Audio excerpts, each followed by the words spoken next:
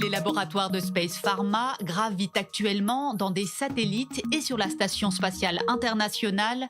Cette technologie permet aux chercheurs de diriger depuis la Terre des expériences en microgravité dans l'espace.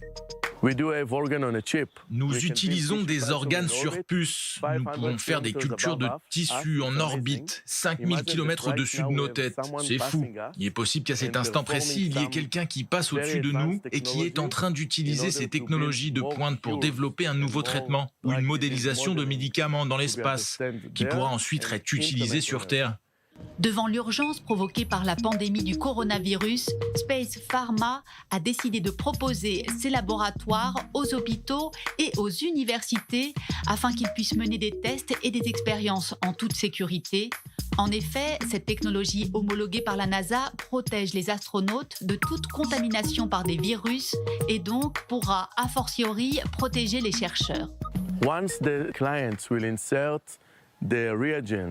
Une fois que les clients insèrent les agents réactifs, le coronavirus et la culture des tissus, ils peuvent exécuter une expérience de A à Z, contrôlée à distance, étape par étape.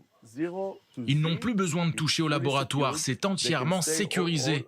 Ils peuvent rester dans une autre pièce, un autre pays, ou même en orbite et recueillir des données. Autre avantage considérable, la taille. Les laboratoires ne sont pas plus gros qu'une boîte de chaussures et permettent d'utiliser infiniment moins de réactifs chimiques. Nous avons miniaturisé un laboratoire complet en un petit système délicat. Nous avons réduit la quantité de tous les produits nécessaires.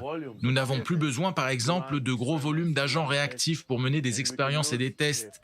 Nous pouvons utiliser un millionième de litres au lieu des tonnes de produits que l'État d'Israël doit consommer pour tester le coronavirus. Space Pharma a également réduit le coût de ses laboratoires de plus de 200 000 $ à 30 000 $. L'entreprise devrait pouvoir en produire très rapidement plusieurs dizaines pour Israël et l'Union européenne dans le cadre du programme 2020 pour la recherche et l'innovation.